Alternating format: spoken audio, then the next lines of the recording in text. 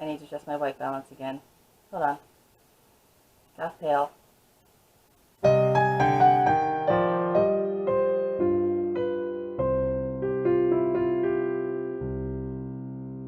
Hello everybody, welcome back to the channel. We are here with another K-Bats Craft, another K-Bats Craft sewing project, another K-Bats Craft sewing project Halloween style. Yes, it is November. I know it's November. Don't at me. Okay. Yes, it is November and I'm still working on Halloween material. If you've been following some of my K-Bats Crafts playlists or some of the video series that's happening at horroraddicts.net, you know that I made a wonderful little Halloween costume, and when I was editing all that footage in October, I said, you know, I really like the style of this. Now that I have the shape of the dress, I just want to make a dress. I don't want to have all those extra bells and whistles that I so lovingly put into the costume. I said I just want a dress that's a wearable dress, not something that, you know, lights up. Now that I'm looking back, in fact, at all this footage of this new project, it's kind of a hot mess. And what do we expect when we're still in the Halloween spirit in November and the rest of the world has moved on? This project was a lot of fun. It started out really great. I already had the pattern that I needed. I had the material that I wanted. I was using recycled material, black on black fabrics from my fabric stash. So this was something that I was definitely going to wear, and something that had a little bit more longevity to it than just a wild costume for Halloween. So I don't know about anybody else, but I start wearing Halloween stuff around Labor Day and I go straight through Thanksgiving. Everything went great for quite a while. I thought that this dress was going to be a breeze, and you know, I was so happy and motivational that anybody could do it, and oh, what fun it is. And then I hit one little stumbling block that wasn't even really a stumbling block, that I kept trying to convince myself wasn't a mistake, that it's perfectly acceptable to make adjustments and to have changes along the way. And something that I thought would finish in 5 days, I ended up setting aside and being kind of frustrated with it until I found some really great finishing touches to pull everything all together, and then it was done in a couple hours. This was the Halloween material that I picked up at Goodwill. Actually, I think I showed this in one of my thrift videos. I was just going to let this length dictate how long my skirt would be, but it's actually quite long. This lovely, cheap, black, crushed, what do they call it, penny velvet, I had actually had for quite some time, and I used this. I had a lot of yardage of this, which I actually used to make the beanbag cover when I made the giant beanbag in our upstairs. So I have this one small piece, which is still enough for a skirt panel, but I'm not sure if I want to use this elsewhere or not. We'll see. I have two larger pieces. I think all of these together with my Halloween print would make a really great full skirt. I have a couple linings here. Depending on how much black I have, I thought, was I going to be using my orange roll again? So I'm not sure if I will have, this was just whatever different scrap yard or half yards of similar black liners that I just want to do the bodice and maybe half of the skirt. We'll see. The lining is not the, ooh, sorry. The lining is not the biggest part. That's something that I tend to sew the pieces together and treat them as one piece. But if I have to add in an extra bodice lining or any kind of privacy sheer kind of thing underneath at the end, that's fine also. This is a different kind of, I'm not sure if you can even see on camera, it's a kind of a faux suede, and you can see that I had used it previously. This was actually a slipcover that I made for my old office chair when I lived at my parents' house. It's a similar but different fabric texture than the velvety, but I like the idea of having maybe two slightly heavier fabrics.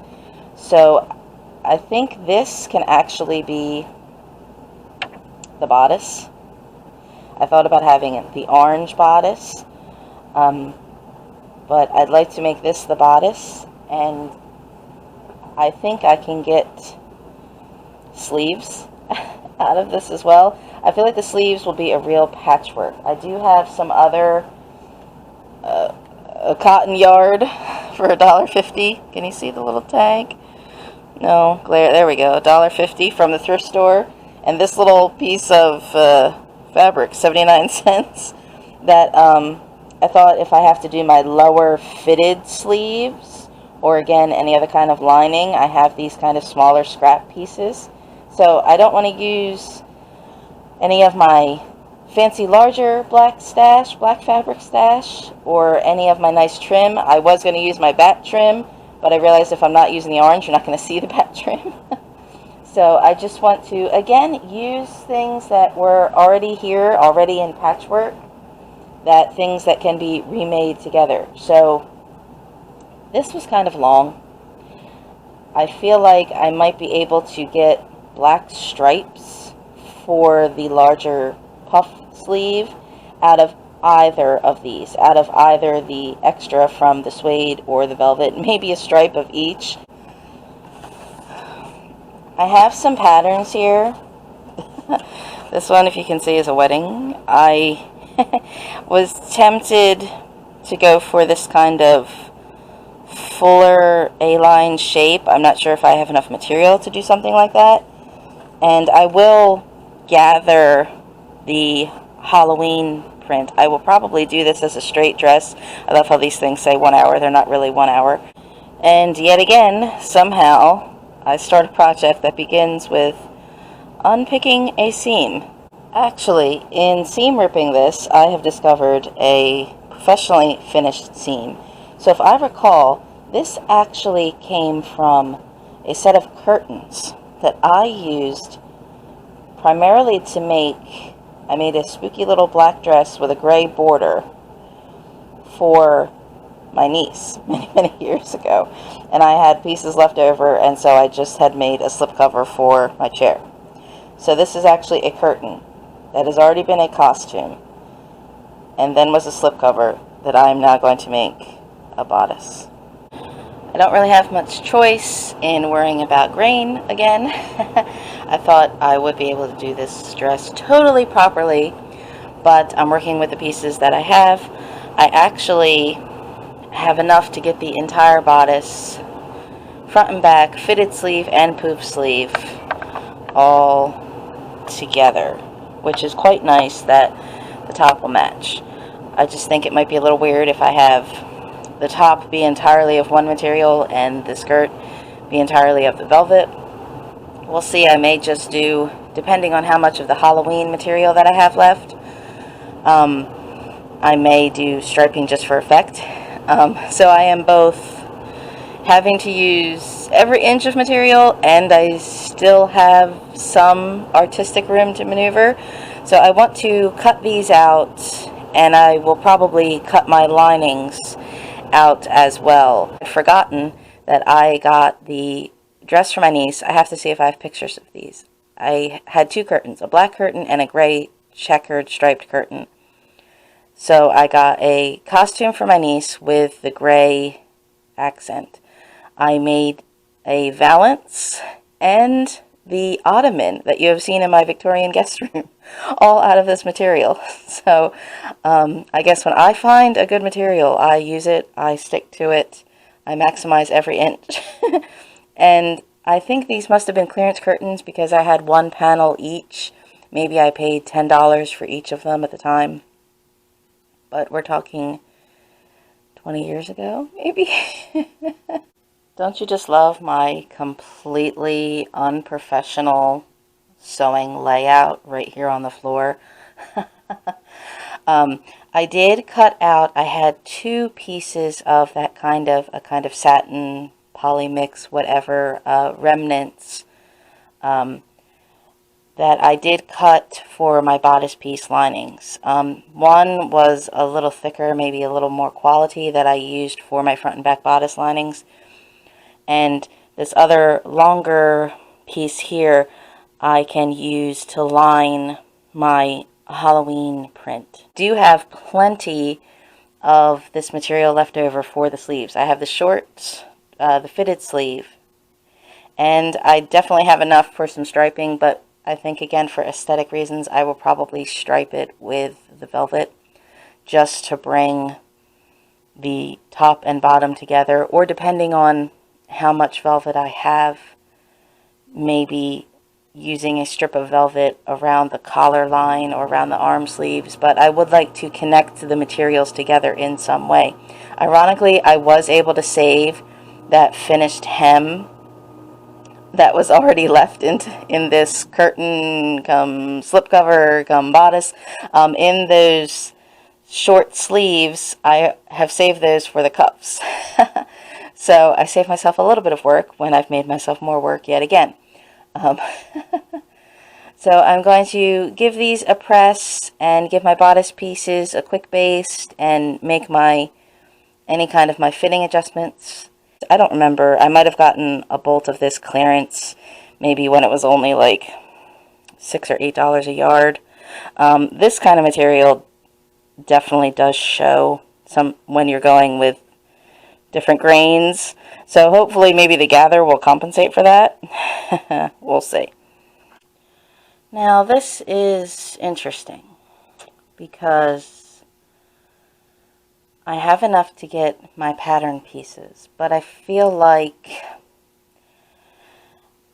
I would be cutting my material unnecessarily when I don't have the material to spare.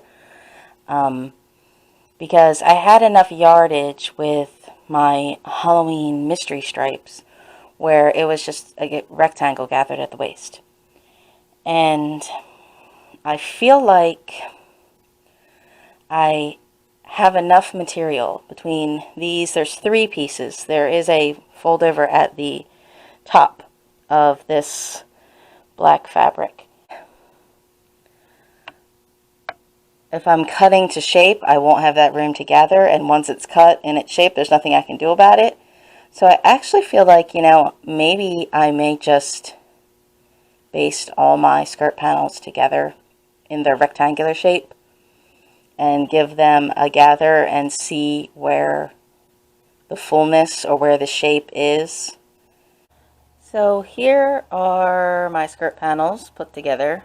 Here is my skirt, I suppose. I laid the velvet so that the 2 pieces that matched here are on either side of the Halloween center. And then the larger panel that I thought was on a different cut that might be a slightly different color is on the back. So I do have to work with this kind of in a round for the time being. It's not ideal, it's kind of cumbersome, but I made my outer skirt and then I went through with the lining. And the lining I pieced together out of there was a lesser satin and this thinner cotton was the little 79-cent piece, and then there's a more sturdy cotton type that was the larger piece that is again the whole back, which is ironic here that you can see that it's longer than my skirt right now. That's okay, the hem is the last thing. I want to give this just a test gather at the top. I've been doing all my basting in the purple thread, my giant roll of purple thread, so I could see what I'm doing. So I want to give this a gather test before I do any kind of permanent kind of twill or drawstring at the top. And before I can even get to do that, I still have to do the machine seams for all my linings and all my skirt. I do have them tacked together at the top, just a quick baste. And At first, I kind of didn't want to do seams, so many seams, or I thought that I could just match my seam lines together, but I'm not going to do that. It's two separate pieces that are just going to be attached at the top, which I hope will just add nice, more free kind of flow. I will have my seams folded and turned over on the inside, so they will be relatively finished, but you're not going to see them, or I'm not going to feel them. And I need to do all this through the machine. I have, first day I did all my prep, my cutting, ironing, and I got my bodice basted together. And I want to get this now, day 2. I've gotten this lining. I want to get these machine seams and the drawstring basically done. And then tomorrow I can do any of my finer hand stitching on the bodice and the sleeves. A lot of flow to it, and I'm really liking the way this looks. There's a couple places where one of the fabrics has a little bit of string that I'll have to turn under and work with the fold, hiding a little fray seam, but most of this fabric has also been wonderfully forgiving as well. Okay, I have machine stitched all my seams, machine seams, but I actually have enough, like 3-4 inches of difference between my straight line lining and this nice velvet. So where it seems like it may be the mismatched color, you can actually see it on camera. I'm surprised it actually can show up here, because usually black doesn't. You can see it might have been on a different cut of the yardage.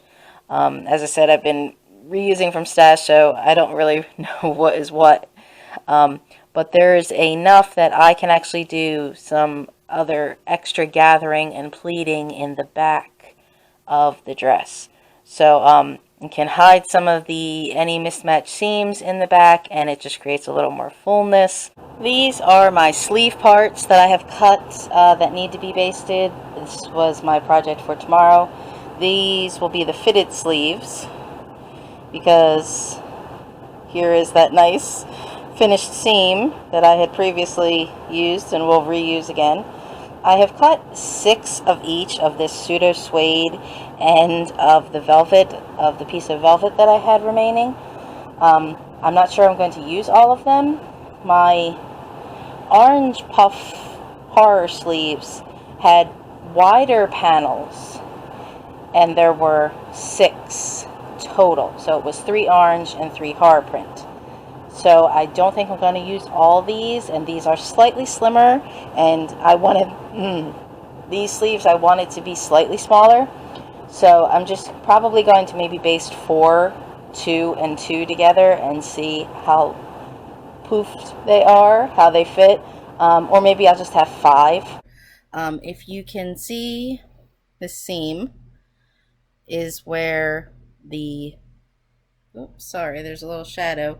There's the seam there on the fitted section of the sleeve, and that is the sort of inner elbow. And then I went with 5 strips in the larger upper puffy poofy sleeve, and there are 2 velvet strips. So the 2 velvet strips are centered facing the front. The seam here is sort of on the line with the inner elbow seam. I'm next to the beanbag, actually, that matches my sleeve. How about that? I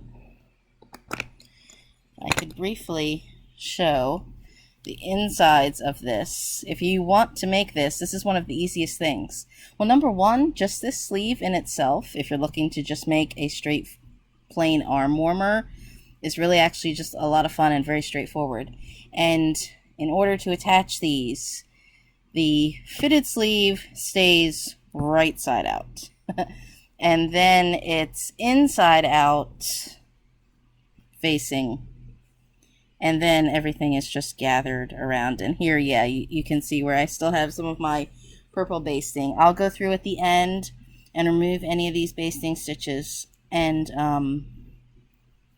These two fabrics were very forgiving compared to some of that fraying on that orange bolt that I was using previously. So any of these seams though that may be too large or too much of a problem, I can do these with the pinking shears. So, oh, here's the difference. You can see one that doesn't have purple stitching compared to one that does. I started with the purple just to hold things in place, just to be able to give myself a visual thread marking kind of line, and then was able to just fold over and do my finite running back stitches. And these were a little thicker materials, even though this velvet, as you can see, is a little more stretchy. But I really love the way these look together. When you put the sleeve on, it feels really dramatic. It feels really sleek. So I'm really excited to get these done completely. You can see here in the back where it's, because it was 5, here's 2 of the suede panels together. If you can kind of see tone on tone.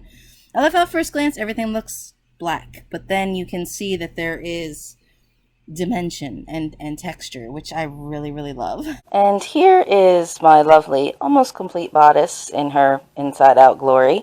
I did change the little angle that I had of this fold over at the neckline, because it was actually, the angle that I originally had was actually so deep that it came down to a really nice low V-neck, where I thought, oh, this is really nice and tempting, and I don't even need to put a Halloween center in here at all. I've just made myself a great suede vest. But that wasn't the point of this project, and of course, what did I do? Give myself another idea. So this was where I used the lesser of the satin lining. So this one I did have to turn under a fold quite a bit just to do a nice finish, and this is just temporarily basted in here. You can see my kind of, again, color marking kind of purple and stay stitch kind of lines. So the sleeves came out magically beautifully. I have to go through and remove all my based stitches. But this other thicker type of satin blend and this faux suede, it's not fraying.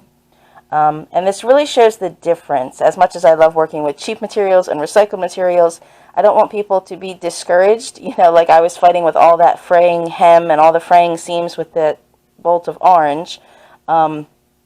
But when you're working with just a step up of quality fabrics, how easy it makes things.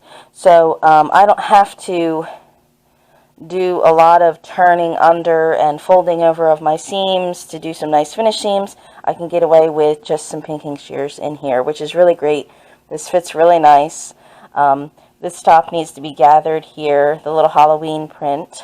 So really, this is basically done, except for just finishing stitches and cleaning up all these ugly seams, which I don't think are that ugly. And this came together in about a week. I did have a couple days distractions where it shouldn't have taken me a couple days to do the sleeves, but I did half of each and half of the other.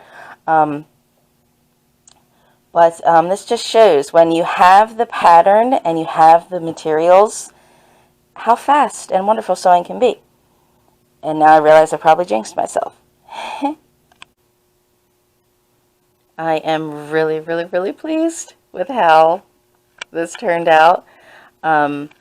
It's actually quite loose to pull over my head. I thought that I would need to make the drawstring adjustable, but with this more angled sort of shape, it just slips right on wonderfully.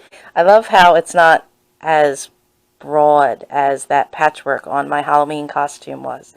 That it's just one kind of straight panel that, again, provides a hint of color, but maybe at first glance you're not sure what. And then you look at it and say, oh, okay, it's got witches and eeks and, and trick-or-treat on it. I love that there's just enough tone-on-tone change here in the sleeve, and this sleeve is not as puffy. I just love that there's just a hint of contrast there. Just really delicious, and this feels really great when it's on. I like the plain neckline more than I would like any fussy ruffle, because this was a thick kind of cotton material, if you can see, and it's a pretty stretchy type, and this sort of bulk, this is a little bulky, but it's just enough of a distinct kind of line. But I don't want to have that kind of bulky going all the way around. I love the clean line of this. I love that it seems so smooth and sophisticated, and then you get just this little pop of fun in the front. So, and especially, I mean, from behind, you're not going to see all this Halloween pattern. That's just going to be this straight strip down the front. So I love the idea that, yes, it seems so sophisticated from behind. You're getting the pieces of the velvet, and then in the front, you're getting okay, wait, you're wearing Halloween? It's like, you know, December 1st. And I'm like, well, too damn bad.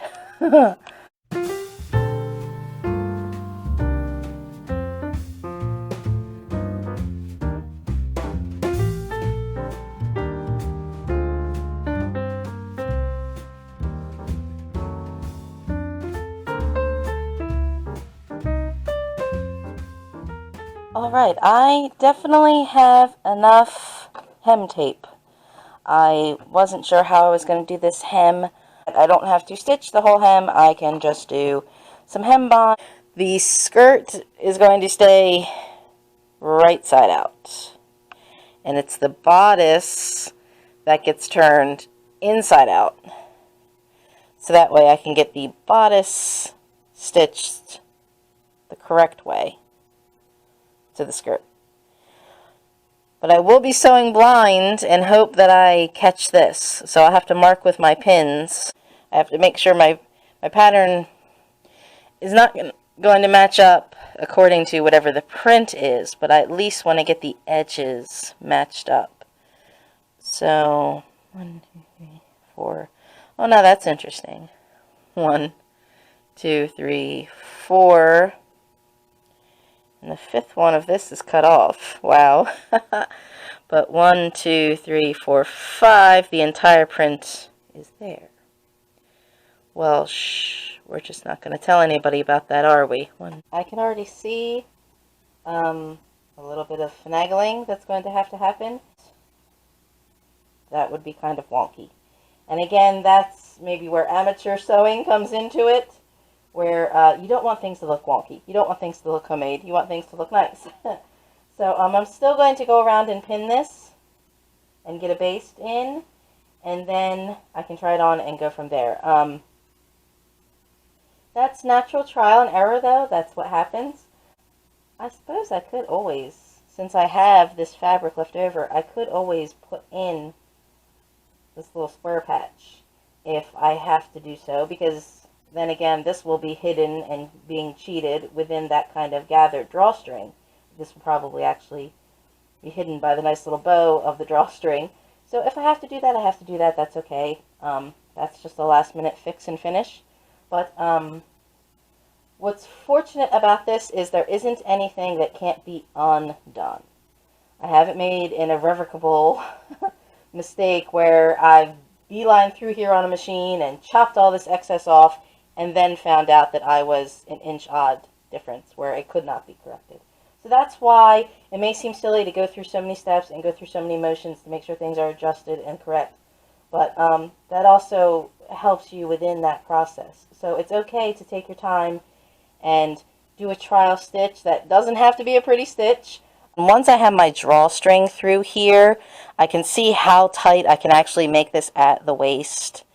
And then once I know that tightness, because it's kind of funny, I actually could have made this without the Halloween print, I think. Okay, I kind of lied. I said if I have to make any kind of alterations or final tailoring or adjustments, that they are not mistakes, and I still don't believe they are mistakes, but it is frustrating because it's easy to say, oh, I just have the waistband, and oh, I still have to do the hem, and then I'm done. And then you still just find little tedious things, which, yes, they are tedious and frustrating, but if I left them alone, then it would look messy, it would look like a costume, it would look homemade rather than something special and unique. But I've put everything back on the form here inside out to show you, but also to figure out what exactly am I doing wrong here, because I can still take in an inch on either side at the seams, and if I want to do this bust line correctly, I still need to pull up my shoulder on each side an inch. So I've done it inside out on the dress form, so I can do some pinning and look at those kinds of adjustments and see what I need to do. The dress is great as is, as like just some fun, floppy, casual kind of dress that's loose in the waist and just kind of is cool because it comes so low and kind of comes sort of so off the shoulder, which would be nice. Oh, okay, knocking over stuff here. That would be nice. Maybe if I was just having this be like a house, kind of like a nightgown or house coat or something, but that kind of doesn't go with the sort of dramatic kind of mutton type sleeves. So, and you know, it's kind of funny with the purple stitch, with the purple stitch around the waistband and the purple stitches that I left in my stripes. This actually kind of looks cool inside out though. It's funny that a lot of things can go really easy, and wow, the first 4 days of this was really rapid fire, straight through, like, oh wow, this is coming together so great, you know, look at what wonderful things you can do making stuff out of scraps. And then you get into the tedious final things and the finishing touches, and that's when you have to take your time and do things delicately and do things properly, and maybe that's where expertise comes into it. So I know what changes I can make. It's just a matter of actually doing them. So, let's talk about that first fitting, shall we? It was perfectly okay. The dress was just a little more baggy than I intended. And eventually I realized the problem was that in the Halloween costume dress, that part that seems so problematic in the Halloween costume, that orange checked waistband that had been a dollar store scarf, it was very flimsy material that I had to keep folding over, but it was still wider, so it was able to compensate and sort of draw in that bodice a little tighter, and I wasn't even tying it that tightly in that costume, and it was still pretty well fit. So I was very confused, and the footage was all messy, and I was trying to fix it, and I wasn't filming what I was trying to fix, and then I was filming things that didn't make sense. So here's my pathetic attempt to resolve my bodice that is too baggy.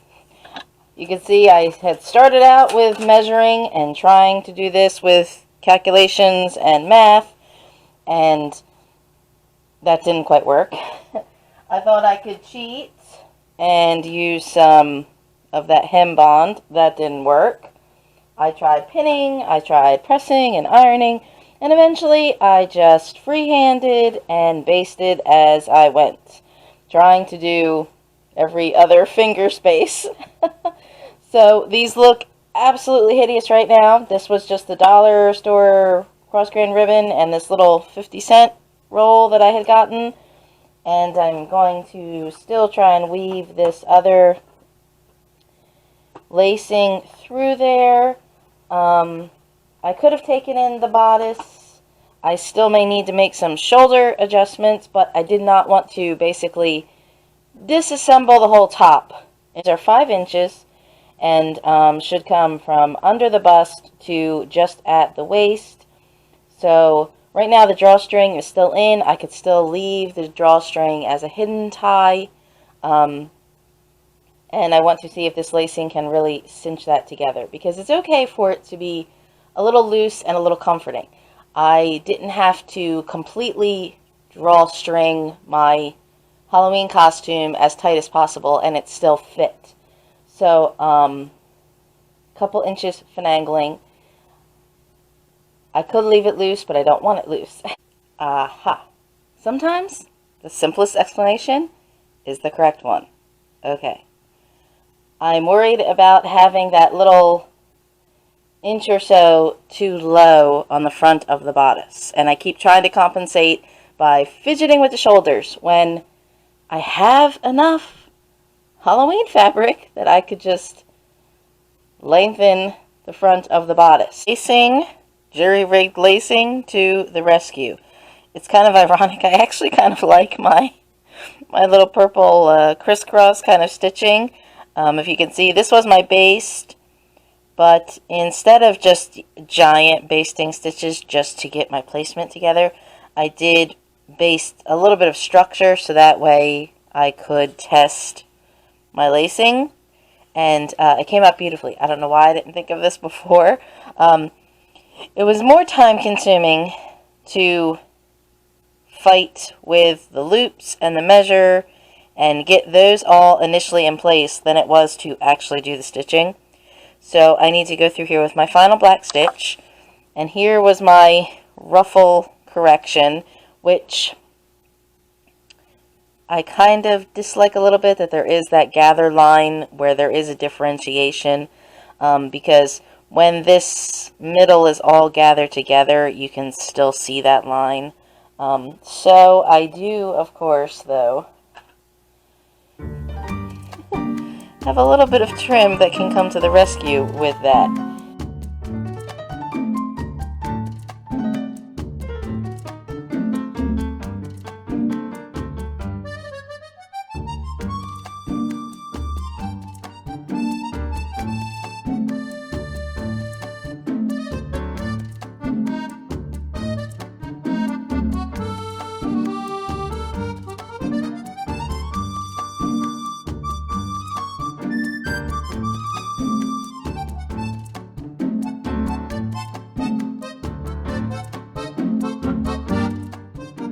I'm not necessarily pleased with the back trim and that final Halloween print ruffle at the top.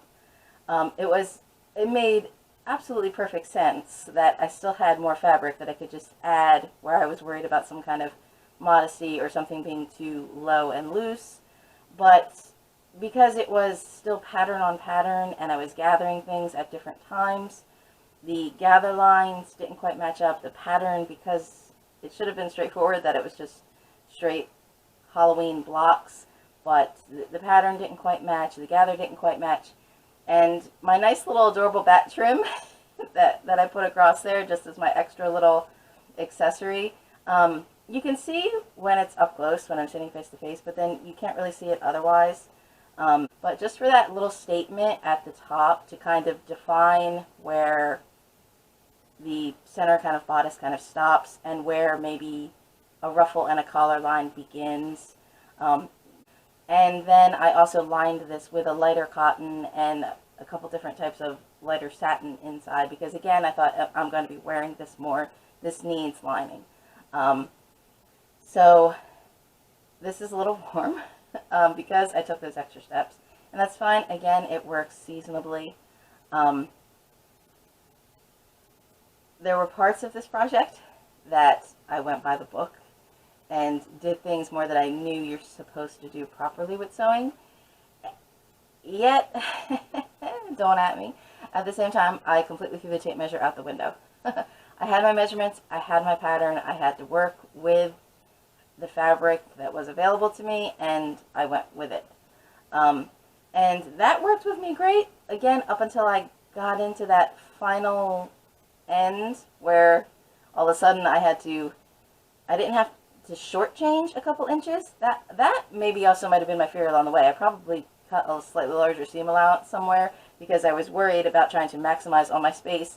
And, you know, because I am, you know, a top-heavy kind of girl, whenever I'm sewing like that, I always feel like it's easier to take out the extra than it is to be short and not have the extra fabric, you know, cutting anxiety.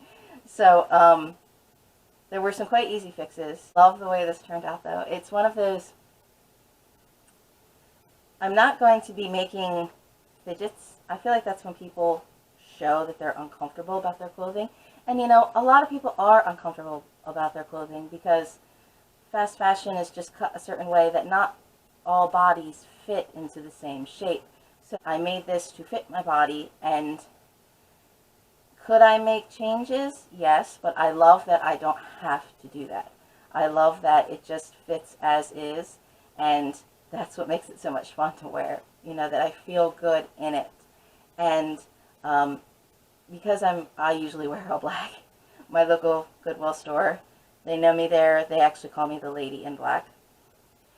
And I love that from behind it is all black clothing, and that when you see the front, you see all of a sudden this Halloween medieval silhouette kind of comes out. Then all of a sudden you do notice that there are poofy sleeves with stripes, and you know, a nice sort of tie bow and trim and lacing, and I don't know, like goth Renaissance fair. I'm not a cottagecore person. I don't know where this lies with cottagecore or not. I'm not a stickler for historical accuracy because I just don't feel like if you're trying to sew affordably, that for a lot of people, historical accuracy, making sure that you have the right period type of fabrics, or making sure that you're using the right historical pattern and resources, or taking the time to do something with hand sewing, or different kind of methods. A lot of people don't have the time and money to do that, but they want to sew something. They want something that shows who they are. It's strange. I think our fashion is a lot like our furniture. People just have what they can get, what they can afford, and it's not necessarily reflective of who they are. And people want to express themselves through sewing, and sometimes I feel like everyone gets hindered and hung up by trying to do things properly, or trying to do things somebody's kind of correct way.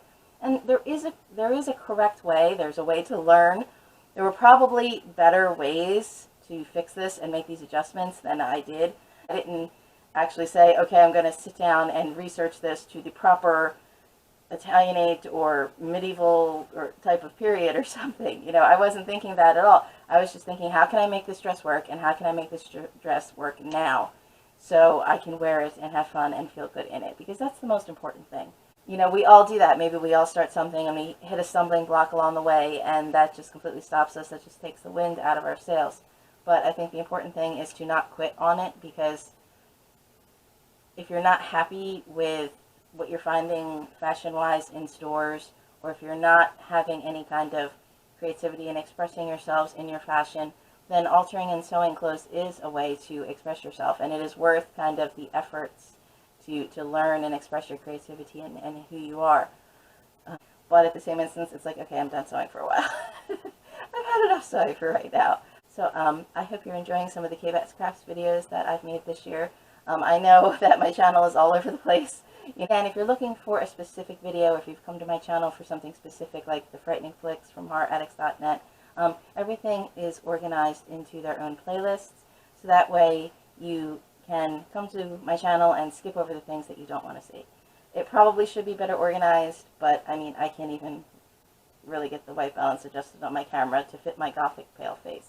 So you can't really expect much from me when it comes to, you know, technology-wise.